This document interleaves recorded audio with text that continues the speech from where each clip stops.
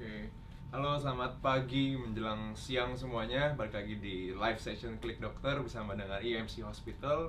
Kali ini bersama dengan saya Rio Aditya, dan kali ini kita akan bahas tentang topik yang mungkin bagi anak-anak muda ini sangat penting banget dan juga usia lanjut, yaitu tentang cedera lutut, bagaimana mengatasinya. Dan kali ini saya sudah bersama dengan narasumber kita, yaitu Dr. Andi Nusawarta, spesialis ortopedi dan traumatologi, konsultan sports medicine dan arthroskopi. Halo dok, apa kabar dok? Baik, Oke, nah kita akan bahas tentang cedera lutut nih dok ya, kayak mungkin kenapa bisa cedera lutut, apa aja yang cedera. Dan sebelumnya buat kalian yang lagi nonton atau yang di rumah yang punya pertanyaan untuk Dokter Andi, boleh langsung ditanyain, diketik di kolom komentar di bawah, nanti akan saya bacakan dan akan Dokter Andi jawab. Oke, mungkin kita langsung aja kali dok ya.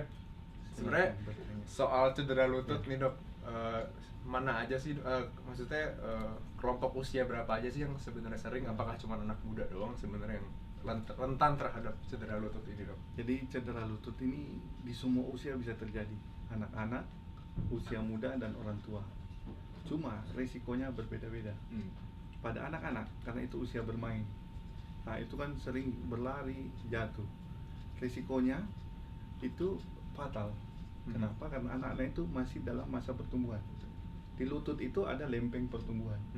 Nah, kalau lutut itu tidak cedera dan tidak tertangani dengan baik, itu masa depan anak-anak itu hilang karena lempeng pertumbuhannya rusak. Nah, itu risikonya pada usia muda. Itu kan kita usia olahraga, lagi aktif-aktifnya.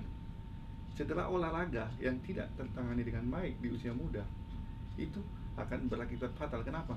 Karena cedera yang ringan sebenarnya kalau tidak diatasi dengan baik itu lama-kelamaan akan merusak lutut. Rusaknya lutut itu akan menyebabkan di usia muda sudah terkena kerusakan radang, istilahnya tulang rawannya itu sudah mulai rusak. Padahal dia masih muda. Harusnya itu penyakit orang tua, jadi kena di usia muda. Karena akibat rusaknya organ di dalam, seperti ACL umpamanya, kita ibaratkan yang paling banyak itu kan meniskus dan ACL. ACL yang putus akhirnya akan merusak meniskus, akhirnya akan membuat lutut itu bergesekan. Nah, akhirnya timbul OA di usia muda, osteoartritis yang harusnya di usia tua. Pada orang tua itu ada proses degeneratif. Nah, proses degeneratif kan kadang-kadang orang tua ini nggak mau kalah nih, anak muda nih usia sudah di atas 50, olahraganya masih high impact sama dengan anak muda. Akhirnya membuat lututnya yang sudah ada proses degeneratif justru pasti lebih mudah cedera. Karena olahraganya high impact, lutut sudah nggak muda lagi. Nah, itu akan mempercepat justru terjadinya harusnya mungkin proses degeneratifnya itu tidak begitu cepat, karena adanya high impact itu akan lebih cepat muncul. Oke. Dok, ngomong-ngomong tadi soal bagian-bagian lutut nih dok, sebenarnya di lutut kita ini bagian apa aja yang rentan terhadap cedera dok? Mungkin bagi para penonton lagi belum tahu nih. Ya, saya seperti saya singgung tadi, dua yang paling sering cedera itu di dalam lutut, yaitu meniskus, bantalan sendi, dan ACL. ACL itu adalah urat, urat yang ada di depan. Ligamentum tuh bahasa namanya, anterior cruciate ligament bahasa lengkapnya ACL. Itu yang paling mudah cedera pada olahraga terutama. Nah, fungsi si urat ACL, ligamen ACL ini apa dok dia? Nah, jadi ACL ini kita paling sering lihat itu yang paling gampang lah, main bola tuh.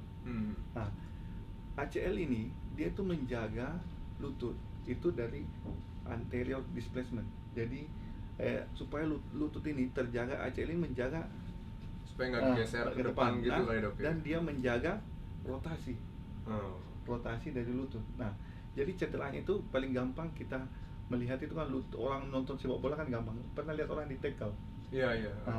Nah, di tackle itu dia posisi jatuhnya itu, jadi ini lutut, ini ya tulang betis ya, ini tulang lutut ini kan goyang, ini lari ke depan, muter ke dalam. Jadi sebenarnya proses cederanya itu karena gerakan berlawanan antara lutut bagian bawah dan atas, kan ada tulang tibia nih, ada tulang paha, tulang femur kan, tulang betis lah bahasa umumnya, betis tulang paha itu geraknya berbeda posisi. Oh, biasanya mungkin juga karena dia lagi menapak ke tanah lalu disengkat dari samping atau gitu, Dok ya. Pada gerakan hiperekstensi yang berlebihan. Contoh umpamanya kita menendang tinggi kan, ini hiperekstensi berlebihan. Jadi dia teregang gitu, Dok. Teregang Saya pernah tuh, Dok. Itu bisa. Jadi itu paling orang sering menganggap biasa seperti itu. Nah, kemudian meniskus itu kan bantalan sendi. Nah, itu kan olahraga seperti ini pada yang muda yang olahraganya high impact itu kan, impact itu kan tinggi. Nah, itu gampang merusak bantalan sendi. Nah, makanya olahraga itu harus bijak, harus betul-betul terlatih dan betul-betul mengamati bila ada cedera. Jangan dibiarkan, jangan disepelekan. Karena yang ringan aja kalau dibiarkan itu akan memberat seiring waktu. Tapi kalau ditangani dengan baik itu tidak akan jadi masalah, bahkan tetap bisa berprestasi. Nah, itulah bedanya kita sekarang ini, kita bisa melihat atlet-atlet kita itu. Ingat gak zaman-zaman dulu itu atlet kok tiba-tiba hilang? Iya benar, Dok, banyak. Karena entah larinya kemana itu atlet. Entah ke dukun, entah kita nggak tahu ya kan. Coba atlet internasional kan sampai usia tua dia masih bisa berprestasi. Padahal dia bolak-balik cedera. Sampai usia, maka uangnya mengalir terus karena dia terjaga, dia punya. Jadi emang awareness sendiri itu penting banget, penting sekali. Ini udah ada satu pertanyaan, Dok, langsung dari Facebook nih, dari Andi Nash di Facebook. Mau nanya, kalau lutut pernah bunyi pop itu aman nggak ya, Dok? Itu. Ini kayak banyak juga yang pernah ngalamin, Dok, seperti itu. Kalau bunyi pop itu identik dengan cedera ligamen. Jadi biasanya ini paling banyak kasusnya ini pada orang yang jadi gini, dia main bulu tangkis nih, dia smash itu mendaratnya tidak pas. Nah, itu pada saat dia langsung bunyi pop. Nah, itu isyarat bahwa itu cedera lutut, dan biasanya sudah berhenti, stop dia tidak bisa lagi bertanding. Biasanya sakit banget, sakit banget, nyeri, dan langsung itu bengkak lututnya itu karena prosesnya. Itu yang paling sering bunyi, beda dengan bunyi krek. Kalau bunyi krek dan pop itu gimana, Dok? Kalau bunyi krek itu paling sering pada osteoartritis karena proses gesekan antara dua tulang rawan. Jadi itu karena sudah ada terjadi di kerusakan tulang rawan agak lanjut. Itu usia. Jadi sholat kok lutut saya bunyi-bunyi, Dok. Iya. Bahkan ada banyak juga yang sampai udah nggak bisa sholat lagi, sujud lagi, Dok. Jadinya sholat dulu, saya jadinya sholat duduk. Nah, itu. Jadi ini sudah mulai rusak tulang rawan. Nah, bunyinya krek-krek. Gitu. Jadi memang beda-beda itu. Nah, jadi untuk si Mas Andinas ini gimana, Dok? Berikutnya anaknya harus langsung dicek aja kali, ini, Dok? kalau ada kasus seperti ini jangan ragu. Sekarang itu sangat gampang bertanya ke dokter. Kalau memang ada masalah-masalah ini, tanya dokter, dan paling tidak usah pikirkan takut nanti kena mahal, kan semua sudah tersedia. Terus ada asuransi, ada yang gratis malah BPJS, ada klik dokter, semua bisa tanya langsung. Nah, kalau memang dibutuhkan baru ke rumah sakit untuk melakukan pemeriksaan lanjutan. Cedera-cedera begini paling mudah dilihat dengan MRI. Kalau sudah MRI itu semuanya kelihatan, mau bantalan sendi, ligamennya kelihatan semua. Kita bisa tulang rawannya kelihatan semua, bisa terlihat dengan nyata, dan itu tidak butuh biaya mahal. Hanya gara-gara uang ringan bisa keluar banyak nanti. Karena merasa gimana ya, tidak mau periksa lah, takut segala macam. Banyaklah pikiran orang nggak mau periksa, akhirnya dibiarin, malah nanti akhirnya keluar uang banyak, malah jadi lebih parah. Kadang rasa takut itu malah menghalangi mereka. Dibiarin aja, mungkin akhirnya lari ke semana-mana, pijat lah, apa segala macam. Jadi malah kadang-kadang aneh gitu ya, orang cedera kok diurut, gitu loh. Logikanya kan nggak nyambung gitu. Orang cedera malah diurut, ya kan? Orang lagi cedera di lututnya nih, kok diurut tuh ya, tambah parah, tambah berdarah. Mungkin ini banyak, saya yakin banyak banget nih, Dok. Kan pasti ada yang pernah keseleo, ada yang pernah memar. Biasanya mereka langsung diurut, pijit. Nah, ini apa yang terjadi ketika kita lagi cedera diurut nih, Dok? Justru kalau cedera itu langsung berhenti bermain, dan jalan yang benar adalah langsung kompres es. lakukan 15 menit sampai 20 menit per 2 jam. Itu akan mengurangi bengkak dan nyeri. Bukan diurut-urut yang sudah cedera di dalam makin berdarah, Jadi malah tambah bengkak, digerak-gerakin makin robek. mana tuh dok, ya? yang aneh sekarang itu dibunyi-bunyi krak krok krak. Waduh, ini sudah menyiksa orang, bikin tambah parah, tapi pasiennya senang-senang aja. Iya. Ya itu saya bilang, itulah kita apakah informasi nggak sampai atau gimana, itu masih banyak dilakukan. Dan terus terang ini bukan orang awam loh, sampai menteri pun melakukan. Saya lihat sendiri videonya, menteri saya pernah lihat juga. Saya bilang, waduh, ini sudah pendidikan yang salah buat masyarakat, karena pasti kan masyarakat mikir, dok, ya. menteri aja ke tempat begituan, apalagi kita, ya kan? Nah, ya sepertinya proses itu tidak berjalan baik karena masyarakat kan melihat pemimpinnya, panutan, bahwa yang benar itu adalah dokter. Dokter kita itu belajar bertahun-tahun mempelajari sesuatu, itu kan tidak mudah. Masa orang yang hanya berdasarkan experience mau mengalahkan dokter? Nah itu saya tidak mengatakan bahwa yang itu salah atau bagaimana, tapi ini adalah ilmu pengetahuan. Ilmu pengetahuan itu harus bisa dipertanggungjawabkan. Kita punya ilmunya, bertahun-tahun kita belajar, ya ada pertanggungjawaban. Itulah yang benar. Baik. Lagi dok, dari Instagram nih dok, dari Gina Aulia Rahma. Dia pernah jatuh di bagian tulang lutut dan bengkak, udah 7 tahun nggak sembuh dan masih sakit. Nah ini gimana dok kira-kira dok? Tulang lutut bengkak 7 tahun. Nah, ini yang perlu pemeriksaan. Kalau yang begini-begini ini sudah harus ke dokter. 7 tahun bengkak, itu sudah pikiran kita bisa kemana-mana. Bisa tumor, bisa cedera yang tidak sembuh-sembuh. Nah, kalau bengkaknya ini harus lebih banyak pertanyaan nih. Bengkaknya seperti apa nih? Apakah bengkaknya itu berupa massa, atau bengkaknya itu kemerahan karena radang? Itu harus kita lebih tanya lebih dalam. Tapi ini sudah harus ke dokter nih kalau yang seperti ini. Udah 7 tahun. Sudah 7 tahun soalnya ini udah wajib dia ke dokter. Jangan dibiarin lagi. Oke. Itu ya untuk Gina Aulia. Jadi langsung cek aja ke dokter, karena mau ditunggu sampai kapan lagi dok ya dari sakit seperti ini. Ada lagi dok dari Talia Sari di Facebook.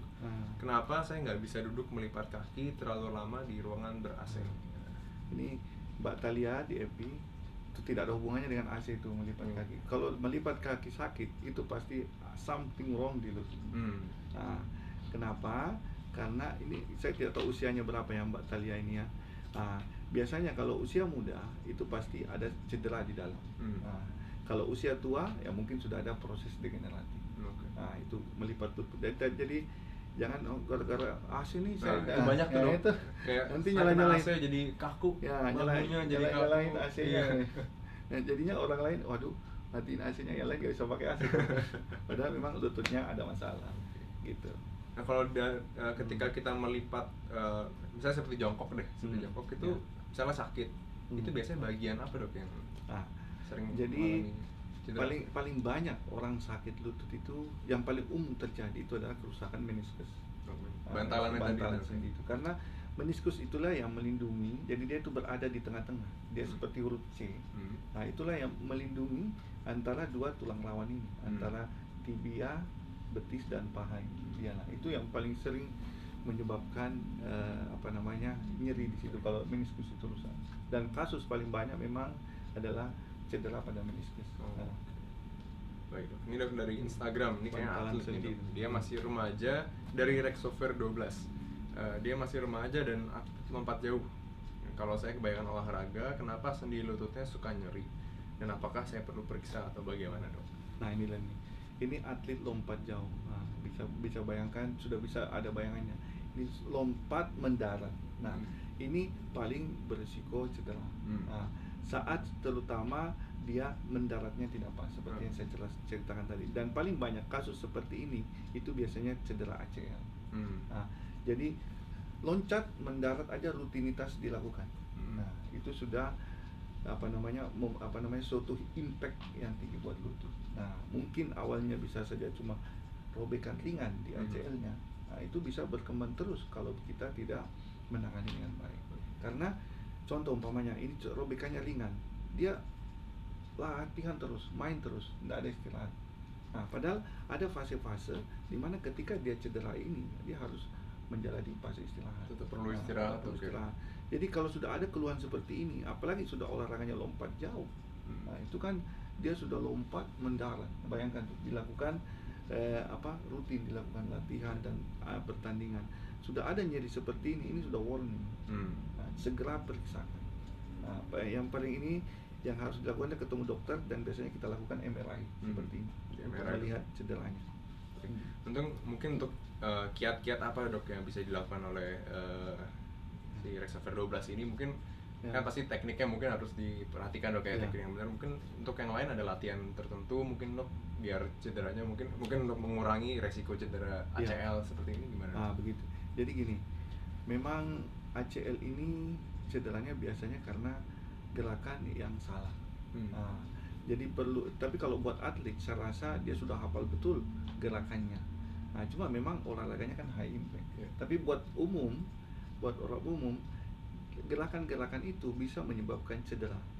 Nah, seperti kan sekarang ini banyak olahraga karena hobi, bukan atlet. Jadi dia tidak tahu olahraga yang benar itu seperti apa. Nah, dan yang paling parah lagi, mereka tidak menyesuaikan dengan umur.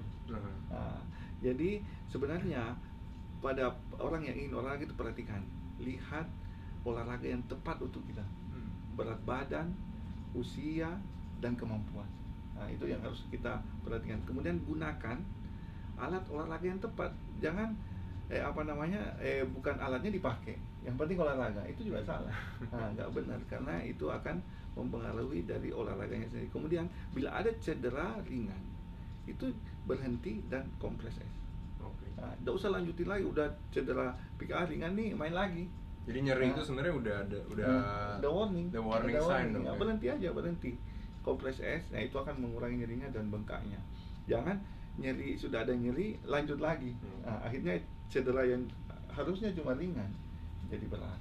Nah, itu mungkin kebanyakan di anak muda kali dikit nggak apa-apa lah, lanjut aja. Anak muda gitu itu begini loh, ada yang namanya endorfin, semangat.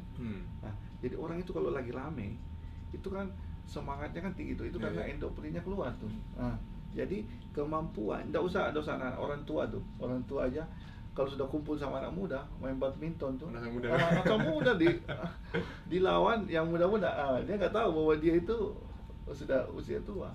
Nah, akhirnya semangat smash, loncat mendaratnya salah. Akhirnya cedera ligamen. Itu yang paling banyak terjadi. Baik dok. Ada lagi dok dari Amel Ikasari dok di Facebook. Pertolongan pertama saat cedera lutut biasanya dia cuma oles balsam atau dikompres air dingin. Mungkin dia baru join kali dok ya tadi. Nah, ini salah nih kalau dia kasih balsam yang panas-panas. Nah, jadi kalau es benar panas, yang itu akan merangsang cedera berkelanjutan. Jadi dia sama dengan dibikin tambah, ibaratnya sudah berdarah dibikin tambah berdarah dengan panas itu. Nah, jadi kalau ada cedera jangan kasih balsam itu kan panas tuh. Kasih dia kompres es, itu sudah aman sekali. Kompres itu akan mengurangi cederanya dan bengkaknya berkurang, nyerinya pun berkurang, karena kan proses itu terhenti dengan bantuan kompres es. Tapi kalau dikasih balsam malah nambahin. Nambahin karena dia panas kan. Itu dia. Kalau kita lihat di TV mungkin lagi tanding bola atau basket banyak yang pakai es, ada apa langsung dikasih es. Sudah siap dia punya ini, sudah di dalam ini langsung tempelin. Itu sudah yang bagus ditiru, itu benar sekali. Karena kalau ini juga yang belum berjalan nih, sekedar masukan buat pemerintah kita, sebenarnya pendampingan oleh ahlinya setiap tim itu sebenarnya harus sudah di Indonesia. Nah, kenapa? Karena coba kita lihat di luar negeri, itu yang mendampingi mereka itu adalah ahlinya semua di lapangan itu. Saya cari-cari siapa yang ada di lapangan, tidak menemukan dan melihat ahli olahraga dari situ. Tiba-tiba semua bisa jadi ahli ya kalau tiba-tiba semua bisa jadi ahli di lapangan. Padahal ini seperti ini kan menjelang kejuaraan dunia basket loh. Iya betul. Asian Games kemarin sudah dimulai tadi, sudah mulai merapat pemerintah dan para ahli sport sudah mulai.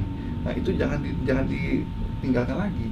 Harusnya dipererat supaya ketika ada event-event, apalagi Indonesia ini kan sudah mau jadi tuan rumah Piala Dunia event besar-besar nih.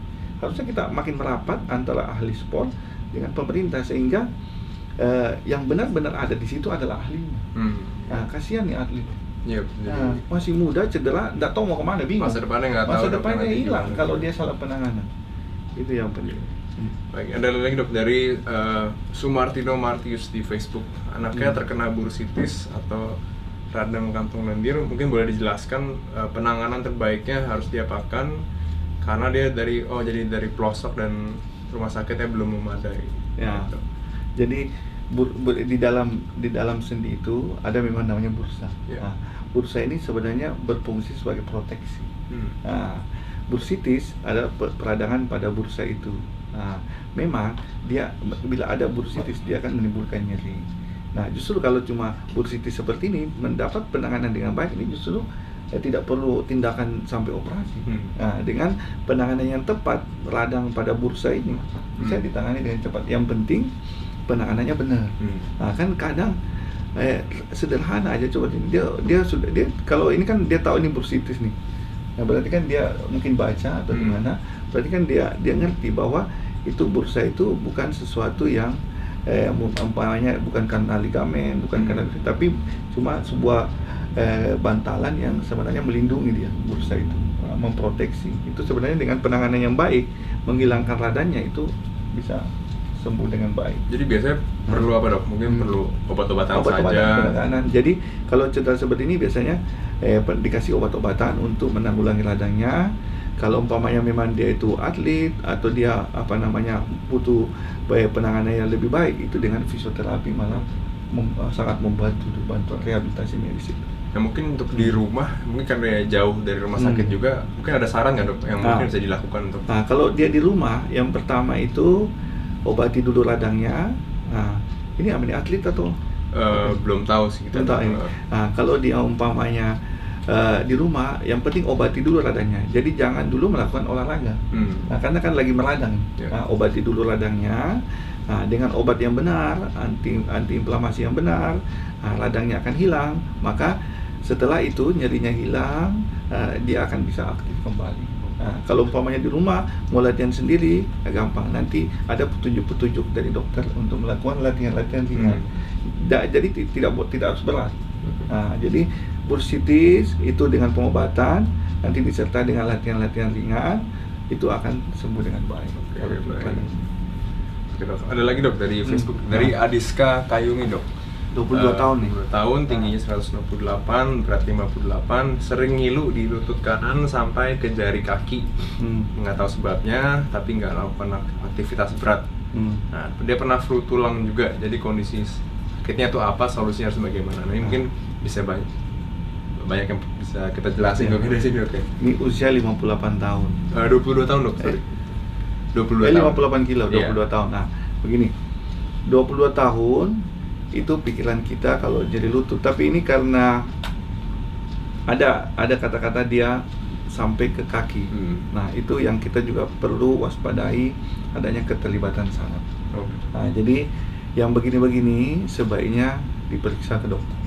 Karena dia sudah mengalami keluhan, sudah ada penjalanan sampai ke kaki dari lutut. Nah, mudah-mudahan saja itu bukan hantaran karena saraf. Nah, jadi umpamanya nyeri lututnya aja yang menyebabkan dia terasa juga di kaki. Nah, tapi kalau nyerinya menjalar dari lutut sampai ke kaki, ini memang kita butuh pemeriksaan lebih lanjut. Biasanya ada jepitan saraf. Saraf juga itu kita harus waspadai karena ada penjalanan ke kaki. Jadi jangan pernah ragu untuk berobat. Sekarang sudah zamannya mudah berobat, mudah bertanya ke dokter, dan ahli-ahli itu udah ada di mana-mana sih. Sudah. Jadi jangan takut untuk bertanya. Nah, supaya mendapatkan kayak begini nih sebaiknya ke dokter. Karena dia sudah mengalami keluhan lutut dan menjalar sampai ke kaki.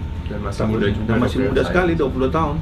Nah, takutnya untuk mudah-mudahan aja cuma karena adanya cedera lutut, mudah-mudahan ringan.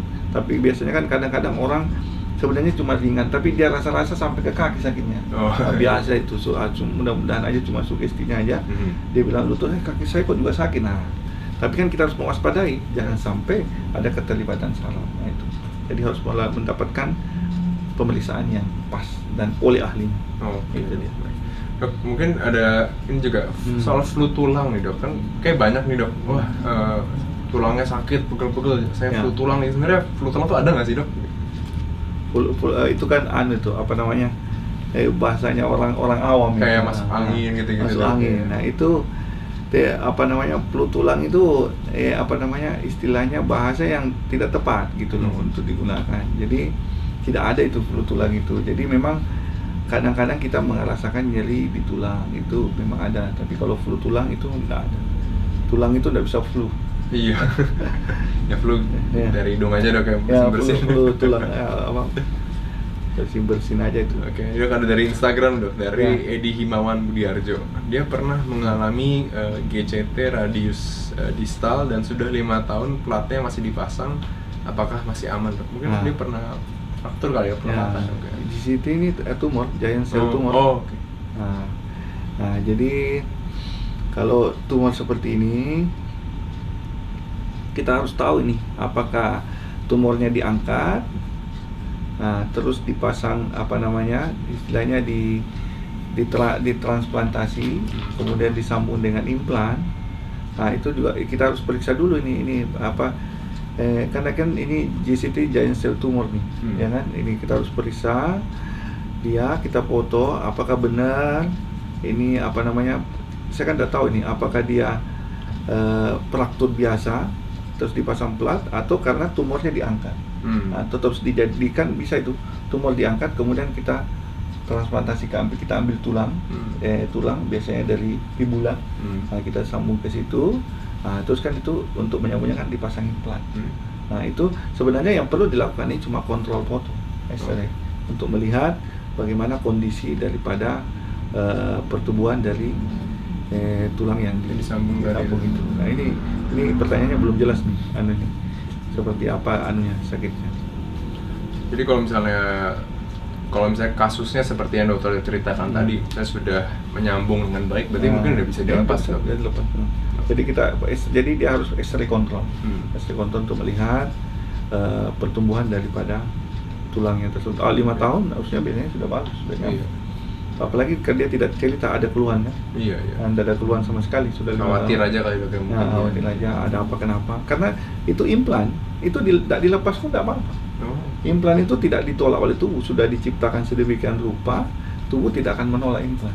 Jadi seumur hidup di dalam tubuh nggak apa-apa. Nggak ada apa namanya, kadang-kadang itu memang apa namanya muncul ngilu-ngilu kan ya. Apalagi kalau dingin, nah itu memang wajar kan ada besi kan. Karena dingin lebih terasa. Beberapa orang mengalami itu. Tapi kalau memang mengganggu, dilepas saja. Tapi nggak berbahaya dok? Tidak ada bahayanya, karena ini apa namanya, ya paling kalian kalau masuk bandara bunyi-bunyi. Itu aja tuh, bunyi-bunyi di X-ray. Nah ada lagi dok dari Instagram dok, dari The Hungry Eyes, penanganan lutut nyeri saat maraton itu apa dok? Wah ini atlet nih kayaknya. Ini atlet nih. Udah latihan drill tapi nggak ampuh juga. Ini gimana dok? Jadi kalau ada saat latihan begini nyeri muncul, stop latihannya, stop, istirahat seperti yang tadi bilang, langsung kompres. 15 sampai 20 menit per 2 jam. Kalau umpamanya memang butuh penanganan lebih lanjut, artinya nyerinya tidak berkurang, maksudnya nyeri itu berlangsung terus, sudah nih dok, saya kompres per 2 jam, nyerinya nggak hilang nih, masih bengkak aja, itu sudah warning bahwa ini sudah butuh ke dokter, butuh pemeriksaan lebih lanjut. Ini udah ada apa-apa nih dengan lutut ini. Itu yang harus diwaspadai, karena memang kalau kita latihan itu kan kadang-kadang ya namanya latihan kan aktivitas itu kan bisa merangsang radang. Mudah-mudahan hanya cuma inflamasi ringan dengan es itu baik lagi, normal lagi, itu tidak apa-apa. Jadi setelah istirahat yang baik, sudah dikompres es, normal lagi, itu tidak ada masalah. Tapi kalau itu masih ada nyeri, apalagi berulang, kok latihan lagi nyeri lagi, itu sudah warning, waspada. Berarti periksakan aja nih, ada apa-apa nih pasti nih. Kenapa kok setiap latihan nyeri? Setiap latihan nyeri gitu. Tapi kalau cuma nyeri sekali, dikompres hilang, sembuh, tidak ada lagi, ya berarti kan tidak ada apa, cuma inflamasi aja mungkin, radang biasa. Kalau misalnya dia seperti ini mungkin overtraining atau mungkin overuse dok? Bisa juga, bisa juga. Karena terlalu dipaksa. Nah itu kan biasanya atlet itu kan gini. Jadi ini juga buat tapi harusnya atlet udah tahu. Buat kita yang penggemar olahraga, jangan lupa pemanasan itu penting sekali. Pemanasan dan pendinginan. Kenapa? Karena itu otot yang hangat, artinya sebelum kita latihan hangat, itu dia akan lebih mudah menangkap oksigen. Jadi dia kontraksinya akan lebih baik.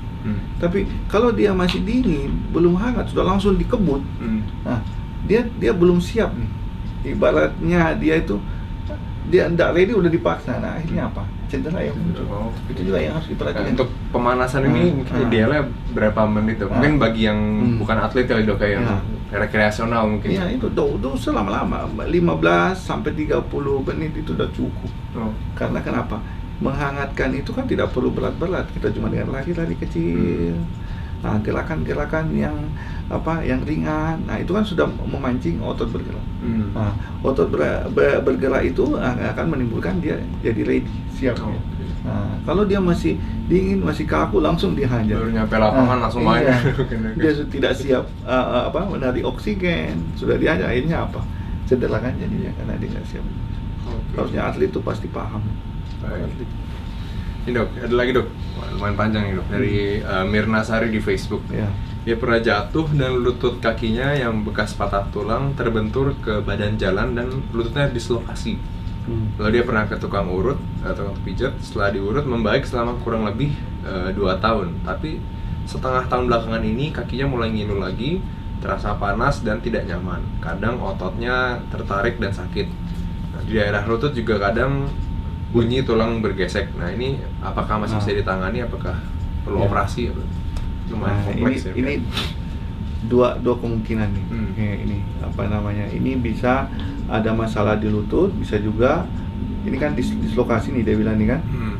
Dia kalau terbentuk ke dalam terus dislokasi. Saya cuma tahu ini yang dislokasi tulang tempurungnya atau lututnya. Ini yang belum jelas. Karena di lutut itu ada beberapa ligamen. Ada ACL, anterior cruciate, ada posterior cruciate, ada yang di lateral, ada yang di medial, dan ada yang mengikat patella. Medial, tempurung lutut patella, medial patellar ligamen. Nah kalau ini yang sering dislokasi, ya tempurungnya ini sering dislokasi, nah itu dicurigai ada kerusakan pada medial patellarnya, ligamennya yang ada lutut itu. Nah itu memang tindakannya harus operasi. Makanya pada pertanyaan ini dia sudah harus ke dokter untuk memeriksa karena dia sudah mengalami kurang lebih 2 tahun tuh. Iya, udah 2 tahun. Nah, dan hal-hal seperti ini kalau ketemu dokternya ini bisa ditangani dengan baik. Dan cedera olahraga jangan khawatir, kalau ditangani dengan baik pasti akan happy lagi olahraga dan bahkan bisa berprestasi lagi. Jadi nggak harus jadi buat yang memberhentikan prestasi dia dok ya. Jangan gara-gara cedera ringan jadi takut olahraga. Karena takut olahraga akhirnya berhenti olahraga. Padahal kalau dia ketemu sama ahlinya dia akan kembali happy olahraga. Bahkan yang atlet bisa kita beberapa kali melakukan operasi aktif lagi kembali dan berprestasi. Kalau kita lihat mungkin bagi yang penggemar olahraga, misalnya kalau yang basket seperti kemarin mungkin NBA ada yang jarinya patah, ada yang ACL berkali-kali, begitu tetap bisa juara juga. Juara. Nah kemarin itu saya ketemu pasien masih muda 17 tahun. Dia memang pas ketemunya sama saya. Jadi dia sederhana sekali, dia cuma ambil bola ke belakang, cuma oper akhirnya ininya robek kapsul di bahunya. Dia ke UGD tidak ada apa-apa, tulangnya normal aja. Kebetulan dikonsul ke saya. Ketemu setelah saya periksa fisik, dia MRI robek dia punya kapsul di dalam mangkoknya itu. Nah itu karena mendapat dia mau ke dokter, dia mau bertanya, dan dia masih sakit, tapi dia menemukan tulangnya bagus, tidak ada apa-apa. Di UGD juga normal aja. Nah itulah butuhnya dokter spesialis. Jadi jangan ragu untuk tanya lebih lanjut dok ya. Kenapa masih sakit nih? Ada apa nih? Ya itu karena ilmu itu kan berkembang terus, dan ahli itu di atasnya ahli ada lagi ahli. Jadi bertanya supaya menemukan jawabannya. Nah, tulang tidak apa-apa belum tentu yang tulang lainnya tidak nggak apa-apa. apa-apa. Nah, jadi bertanya yang tepat akan menemukan solusi yang tepat. Nah, gitu dok. Oke dok, ngomong-ngomong soal lutut nih dok, Ya. kenapa lutut yang lumayan paling sering cedera dok ini? Nah, itu karena lutut ini kenapa dia paling sering cedera, karena dia itu adalah menopang berat badan tubuh, menopang tubuh, dan dia memiliki kemampuan menyesuaikan dengan bentuk yang ditopang. Nah, jadi kalau dia menopang tubuh yang salah, nah dia pasti cara contoh ya, saya bilang tubuh yang salah itu berat badannya lebih. Nah, apalagi usia muda sudah berat badannya lebih, pakai high heels lagi, pakai sepatunya tidak sesuai, itu kan merubah anatomi. Nah, jadi dia datang jadi ngangkat, jadi posisi lutut anatominya berubah. Bayangkan itu, tiba bertahun-tahun sudah berat badannya lebih, pakai high heels. Kita bisa bayangkan menyiksa lutut secara ini ya. Itulah kenapa lutut itu paling banyak dikeluhkan, karena sebenarnya karena kita tidak memperlakukan lutut dengan baik dan benar. Nah, itu dia. Jadi memang kalau yang olahraga, lihat dong, kamu ini beratnya berapa. Nah, lihat umurnya berapa. Jangan mentang-mentang lagi top run. Nah, semua mau run, ya kan? Nah, padahal dia nggak ngerti bahwa run itu adalah high impact. Nah, high impact itu artinya lutut terbebani dengan impact itu. Nah, kalau kita terlatih, badan kita ideal, nah, kita bisa melakukan olahraga itu dengan baik dan benar. Nah, tapi harus latihan dulu, supaya mampu melakukan lari yang benar. Gitu. Buat sobat Klik Dokter, jadi penting banget nih buat kita jaga berat badan tetap ideal dok ya. Ya, jadi tetap ideal. Itu olahraganya apapun itu kita harus sesuaikan juga dengan kebutuhan olahraga itu dok. Jangan sampai tadi misalnya olahraga lari atau badminton atau mungkin basket, tapi berarti mungkin sampai obesitas ya, nanti lututnya gampang cedera dok ya. Jadi tidak seimbang antara berat badan dengan olahraga. Olahraganya berat badannya juga berat. Nah, kadang gini loh, ada juga orang ini yang salah nih, dia mau diet dengan olahraga, tapi dia gemuk nih, tapi olahraga yang dipilih untuk menurunkan berat badannya salah. Nah, seharusnya ketika berat badan itu mau diturunkan, turunkan dulu dengan olahraga yang benar. Nah, baru ketika sudah benar, baru lakukan olahraga yang high impact. Nah, karena sebenarnya dengan olahraga yang rutin itu tidak harus berat. Nah, rutin, pola makan diatur, itu dengan kontinu itu berat badan akan turun. Nah, jangan mentang-mentang mau cepat, langsung sprint, kasihan lututnya kan. Itu dia yang kadang-kadang tidak sampai informasinya karena dia salah. Yang maksudnya dia mungkin belajar sendiri, tidak bertanya, dia lakukan sendiri. Akhirnya dia langsing tapi lututnya rusak, disiksa lututnya.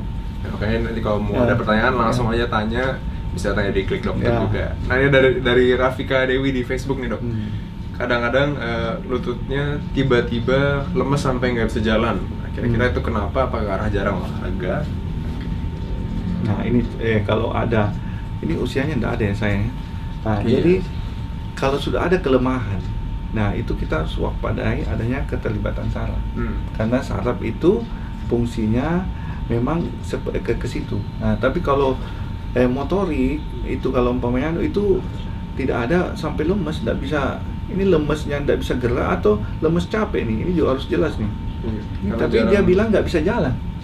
Nah, ini mungkin Mbak Rafika ya kalau masih jadi mungkin boleh bertanya lagi dengan kasih detail yang lebih jelas dok ya. Karena kalau sudah tidak bisa jalan itu pasti ada keterlibatan saraf.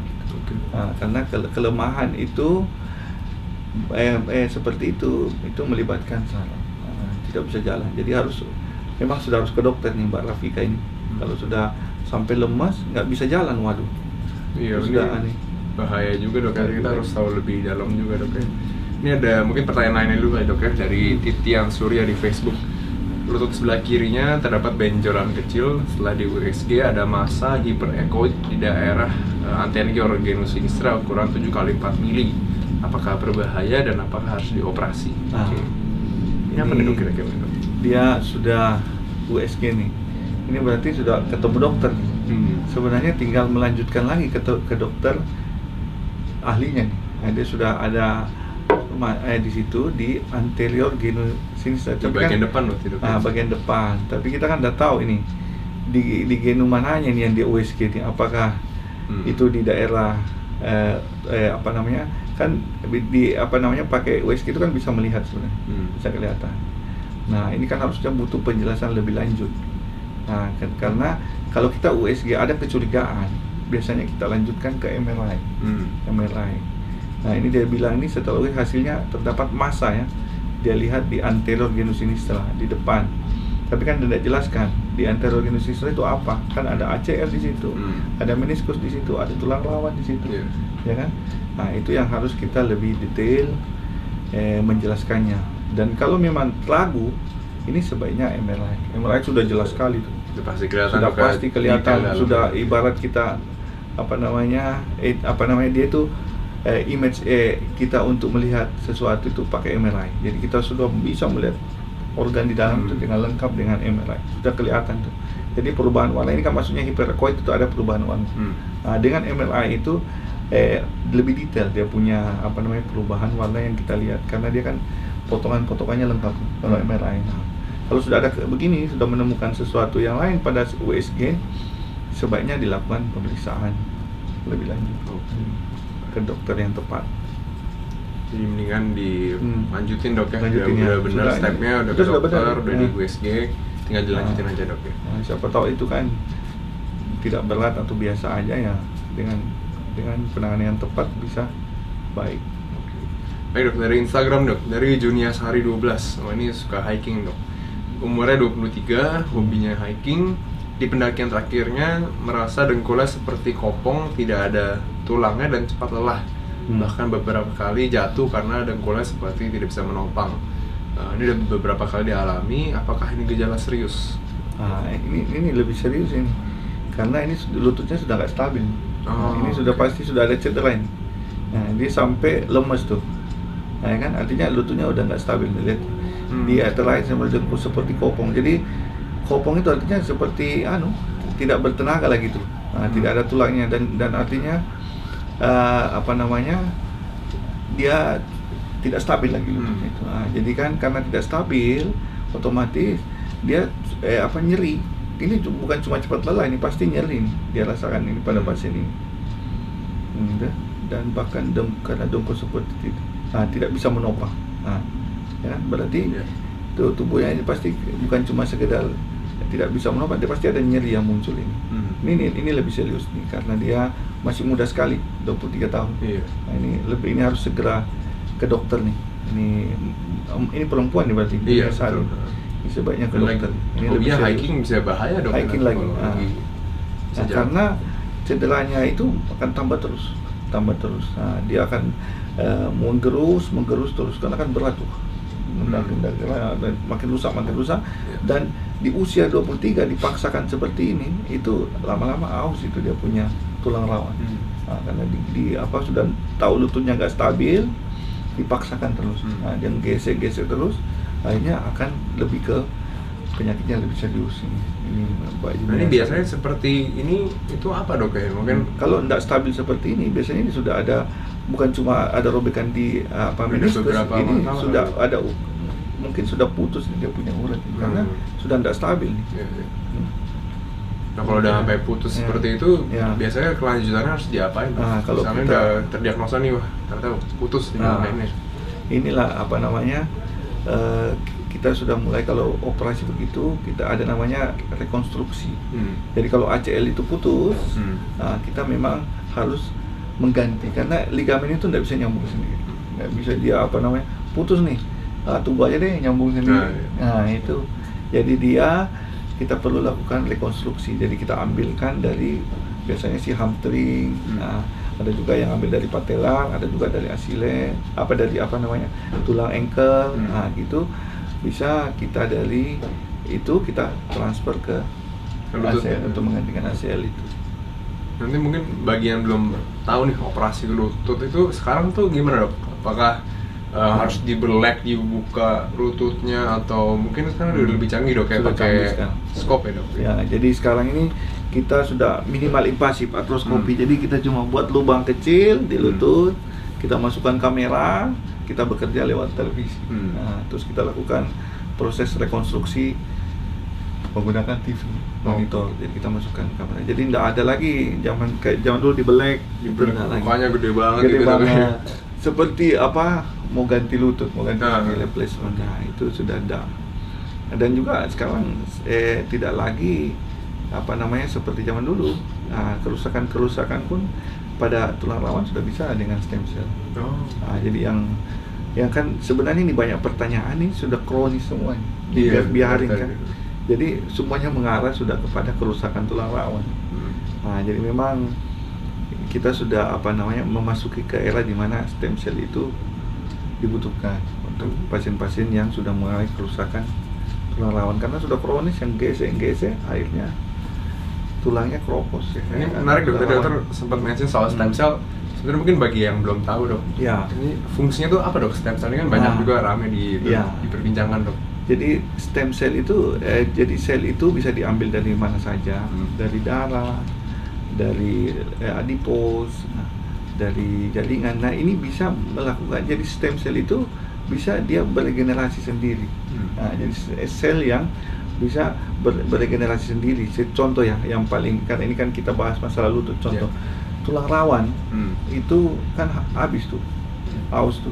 Nah itu kan yang menyebabkan nyeri karena tulang rawan itu aus, tidak ada lagi tulang rawannya. Nah ini dengan kita dengan stem cell tadi, dia itu akan tumbuh kembali. Oh bisa. Contoh yang paling bagus itu yang kita pernah lakukan operasinya pada kalau pada usia muda baru dia cuma cedera DP begitu, itu baik sekali. Nah yang paling menggembirakan di usia 70 tahun.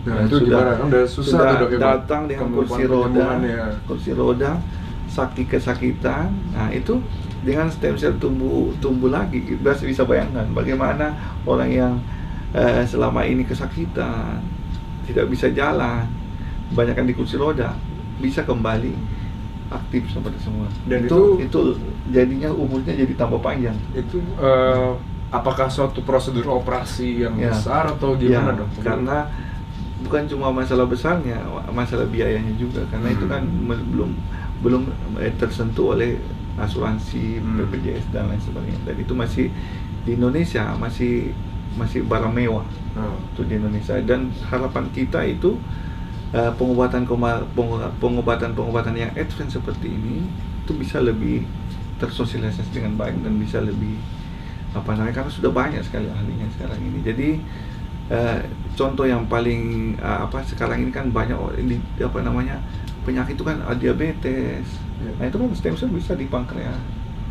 Nah jadi memang stem cell ini, kalau yang saya lihat sekarang ini, stem cell ini sangat menjanjikan untuk masa depan kesehatan. Nah, dan bisa bayangkan kalau di lutut ya, usia tua begitu, saya sering melihat di Indonesia ini, ketika saya di Korea, saya membayangkan kalau orang di Indonesia ini happy-nya melihat. Bayangkan ya, mereka di sana umur 80 tahun itu kayak kita 50 tahun di Indonesia. Nah, dia tidak tidak masih jalan, masih ke pasar, masih usia 80 tahun.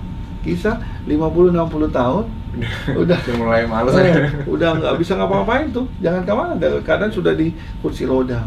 Padahal sederhana, cuma lututnya aja yang bermasalah. Cuma karena sakitnya itu dia nggak tahan, akhirnya penyakit lain muncul. Nah bisa bayangkan ya, orang kesakitan itu kan memicu stres, memicu asam lambung, semuanya. Jadi sakit yang sebenarnya hanya di lutut jadi menimbulkan kemana-mana. Apalagi yang sudah punya basicnya diabetes, makin parah. Jadi umur jadi pendek. Padahal dia masih bisa aktif, masih bisa gendong cucunya, masih bisa bermain dengan cucu dengan penanganan yang tepat. Itulah kita, karena mungkin ya harapan saya ini cuma karena informasi tidak merata sehingga orang ke tempat yang salah. Mudah-mudahan kedepannya kita kan sudah mulai nih informasi kita mulai sebarkan luas, di mana-mana bisa dapat informasi, masyarakat makin sadar bahwa yang tepat itu adalah dokter. Jangan ke tempat lain deh. Mereka itu kan tidak belajar. Mereka cuma bayangkan tuh yang coba lihat yang di FB itu. Saya bilang dari subuh dia nunggu untuk ketemu, untuk berobat. Di dokter mana ada yang betah nunggu gitu? Ada nggak kira-kira? 2 jamnya udah marah-marah. Ini dari subuh dia nunggu nggak marah-marah, santai-santai aja. Saya bilang, bisa nggak ya di dokter kayak gitu nunggu sahabat ini sebentar ya nunggu, udah ngomel tuh di luar. Dok, apa dia tanya jam berapa nih kok saya belum dipanggil ya? Bayangkan. Itulah saya bilang sugestinya dukun-dukun begini nih yang kita perlu supaya ke dokter juga kita. Mereka kan nggak komplain loh. Iya, itu lucunya begitu dok ya. Dibikin tambah jelek, salah nggak komplain. Dokter dikit aja dikomplain. Nah, iya kan? Itu kayak problem dari zaman dulu dok ya. Problem yang sangat besar buat kita itu menurut saya. Oke dok, ini masih baik lagi dok yang nanya dok dari Facebook. Ada dari Lulu Yulianti. Apakah patah tulang lutut patella bisa pulih dan menyambung kembali dok? Nah, ini barusan nih pasien saya operasi udah umurnya hampir 70 tahun. Nah, jadi dia jatuh biasa aja, jatuh karena jalan, terpleset, patah tulang patellanya. Bagus nyambung lagi. Padahal itu apalagi kalau masih muda. Wah, lebih cepat lagi dok. Yang tua aja bisa tumbuh sempurna, apalagi yang masih muda. Baru aja masih ada pasiennya di rumah sakit. Dan balik lagi kepada penanganan yang tepat dan kepada siapa awalnya dia ini bertanya dok ya. Kalau misalnya ibaratnya dia nggak ke dokter kemana, mungkin ya nggak nyambung bisa aja dok ya. Dan ini bayangkan ya, hanya patella itu kan tulang yang di atas itu dipikirnya mungkin sederhana. Nah, jadi tidak ditangani dengan baik. Padahal itu kalau tidak ditangani dengan baik itu kan mengganggu pergerakan lutut. Nah, jadi hanya masalah yang sederhana bisa jadi berat karena semua jadi terganggu. Padahal yang masalah cuma patellanya patah, tidak tertangani dengan baik, akhirnya lututnya juga jadi bermasalah. Itulah perlunya penanganan yang tepat. Jadi untuk Mbak Lulu di Facebook jangan khawatir. Yang penting bertemu dengan dokter, penanganan tepat pasti bisa nyembuh dengan baik dok ya, dengan cepat juga dok ya harusnya. Juga masalah kita ini jangan khawatir dengan biaya. Kan banyak orang, wah dokter tuh mahal, operasi mahal. Tidak semua harus dioperasi. Jadi makanya dari dini perhatikan tuh asuransi BPJS sudah ada di mana-mana. Digunakan dengan baik. Karena jangan pikirannya terlalu jauh. Orang sudah nanti dioperasi, baru sekarang operasi itu nggak kayak dulu. Maksudnya sekarang ini sudah canggih sekali. Orang itu tidak ada sakit, seperti mimpi aja, semua udah selesai. Nah itu yang belum dipahami. Nah, jadi teknologi sudah semakin maju, sudah semakin canggihnya. Operasi itu kayak mimpi aja, tidur lebih lama loh, operasi itu sebentar aja, tapi mimpinya lebih indah. Bangun udah sehat, beres ya masalahnya dok. Tidur bisa berjam-jam tuh, bisa ya, sama lah kita di operasi tuh ditidurkan, mimpi yang enak, nggak kan, nggak susah kan? Nah, jadi pikirannya orang itu di luar ekspektasinya, terlalu jauh. Melawan rasa takutnya. Padahal nggak ada masalah sebenarnya. Malah orang narkoba kan disalahgunakan tuh. Nah, coba masa yang untuk yang benar takut ya kan, dipakai mimpi-mimpi ya. Ini kan kamu dikasih mimpi yang indah, tidur, selesai udah sehat. Malah takut ya. Itulah kadang-kadang ekspektasi yang berlebih. Baik dok, ada lagi dok dari Antonio di Facebook, penyebabnya jika jongkok terlalu lama lutut terasa sakit. Nah ini saya dulu juga pernah ngalamin. Ketika jongkok agak lama, langsung ngilu rasa lututnya. Ini biasanya kalau sudah ada keluhan seperti ini, biasanya sudah ada cedera di lutut. Nah, memang mungkin tidak terlalu berat, tapi jangan disepelekan. Karena warning nyeri itu sebenarnya menandakan bahwa ada sesuatu. Makanya kita harus ketemu yang ahlinya. Jangan takut, jangan-jangan ini pikirannya kemana-mana. Jangan takut. Warning itu hanya isyarat bahwa kita harus memeriksakan lutut, bertanya ke yang ahlinya. Nah, ini kan bisa saja cuma cedera ringan, cuma radang biasa. Nah, radang itu menyebabkan sakit, itu sudah pasti. Apalagi di dalam lutut, ya kan, yang mobile gitu. Nah, jadi jangan khawatir, bertanya, berobat ke yang tepat. Oke. Baik dok, ada lagi dok dari Imam FR di Instagram. Apakah konsumsi suplemen vitamin D atau susu untuk kesehatan tulang boleh diminum setiap hari, dan apakah efektif untuk mencegah cedera lutut? Nah ini yang harus diperhatikan. banyak orang tidak tahu bahwa vitamin itu tabungan. Nah, jadi ketika sakit baru minum vitamin. Nah, padahal vitamin ini tidak berefek instan. Nah, dia itu ibarat sesuatu yang disimpan di tubuh. Nah, dengan makanan dan gizi yang cukup sebenarnya vitamin itu sudah ada. Nah, jadi sudah sudah masuk ke dalam mulut. Tapi kalau kita memang merasa makanan kita kurang, makanya vitamin ini penting. Karena inilah yang membuat kita sehat.